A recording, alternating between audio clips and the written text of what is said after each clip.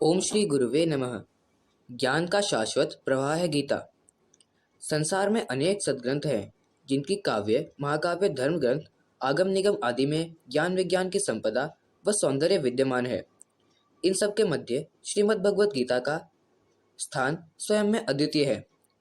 गीता तो कई हैं जो श्रीमद् भगवत गीता के पश्चात स्वयं श्री कृष्ण द्वारा कही गई, जैसे अपने परम मित्र उद्धव के अनुरोध पर उद्धव गीता, उनके सम्माननीय भीष्म के आग्रह पर ही कही गई भीष्म गीता व सखार्जुन के पुनः अनुरोध रूप में अनुगीता आदि।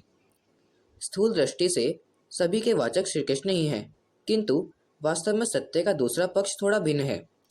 अन्य स्थानों पर वे श्री कृष्ण के मानव रूप या अवतार रूप श्री कृष्ण हैं, किंतु श्रीमद् भगवत गीता में वे किसी अन्य भाव रूप से परे भगवत भाव में आरूढ़ योगेश्वर सर्वेश्वर भगवान के रूप में उपदेश दे रहे हैं।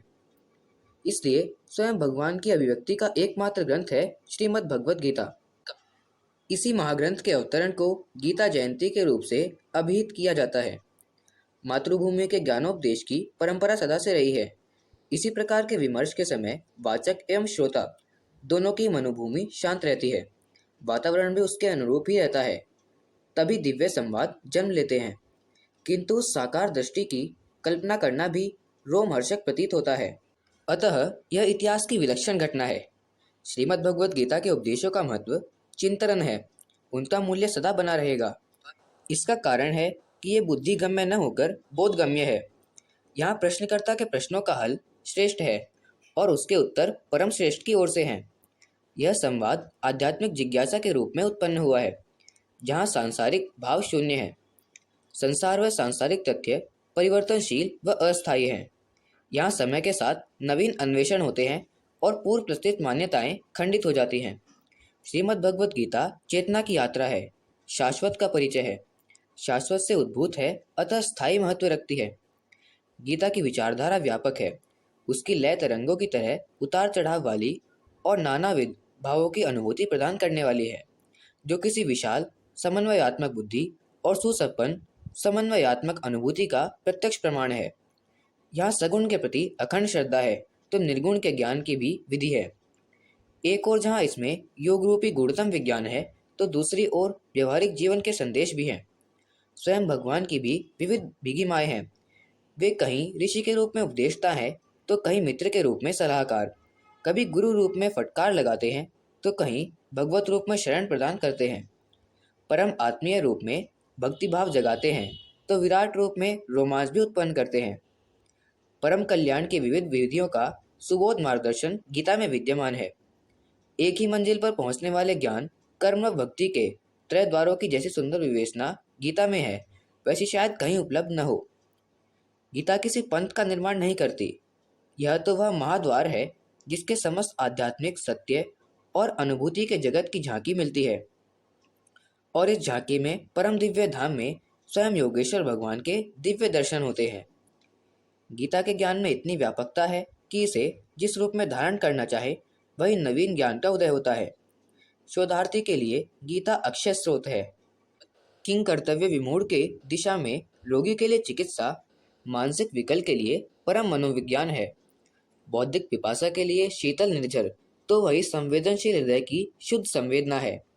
समाज के लिए धर्मशास्त्र है तो राष्ट्र के लिए नीति शास्त्र, कर्मशील के लिए कर्म और ज्ञानी के लिए शाश्वत ज्ञान, तो भक्त के लिए स्वयं भगवान है गीता। जिस दृष्टि से लाभ लेना चाहें, मार्गदर्शन चाहें, मिल जाता है। इस संदर्भ में एक सुंदर कथा है। एक प्रकांड पंडित थे, वेद शास्त्रों के ज्ञाता। श्रीमद् भगवत गीता में उनकी विशेष रुचि थी। एक बार वे राजा के दरबार में गए और गीता पर उद्बोधन देने के लिए मंशा व्यक्त की। राजा विद्वान, साधक, जिज्ञासु प्रकृति का व्यक्ति था।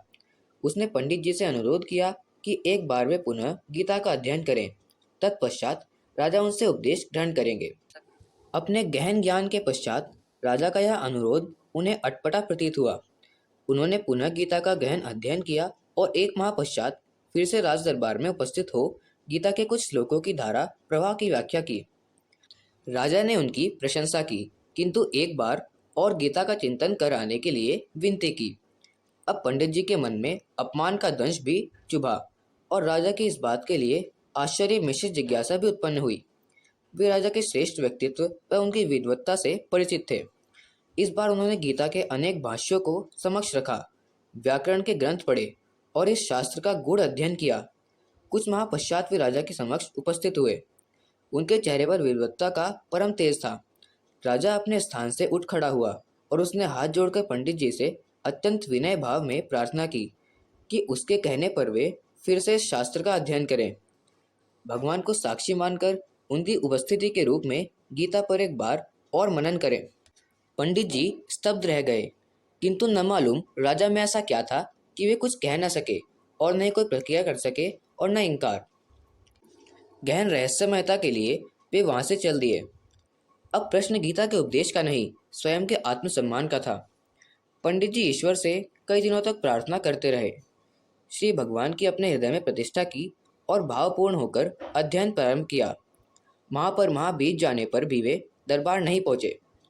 सभाकारों ने राजा से कहा कि वे अवश्य ही रुष्ट हो गए हैं। राजा धीरे से मुस्कुराए और कहा, यदि ऐसा है तो उन्हें मनाने हम उनके गृह स्वयं जाएंगे। जब राजा वहां पहुंचे तो पंडित जी भाव विभोर होकर गीता का पाठ कर रहे थे। राजा को देख उन्होंने अत्यंत प्रसन्नचित होकर उनका स्वागत किया। पुनः न आने का कारण पूछने पर वे बोले, मुझे अपना समय का भान है, न उपदेश करने की इच्छा। आपके संकेत ने मेरे जीवन की दिशा बदल दी। चहुदिश ईश्वर की ही अनुभूति होती है, उन्हीं की वाणी गूंज सुनाई पड़ती है। अब जीवन पर्यंत मैं इसी अनुभूति के आस्वादन के साथ रहना चाहता हूँ। मुझे मौन रहने दे, मुझे क्षमा करें। यह कहते कहते वे अत्यंत भावुक हो गए, ईश्वर प्रेम की धारा में डूब गए। राजा की आंखों में भी श्रद्धा के अश्रु थे। वह उनके चरणों में गिर पड़ा और कहा, गीता पर बौद्धिक व्याख्याएं तो मैं बहुत सुन चुका हूँ, किंतु कुछ अनुभव नहीं कर पाया। आपके परम अनुभव की गंगा शायद मेरे शुष्क ज्ञान को भक्ति का स्नान करा पाए। मुझे उपदेश दे कृतार्थ करें। परम व चरम अनुभव का शास्त्र है गीता। आवश्यकता है कि इसे उस रूप में ग्रहण करने की, अपने जीवन में धारण करने की। अखंड ज्योति, दिसंबर 2018, पृष्ठ 12 व 13। धन्यवाद। ओम शांति।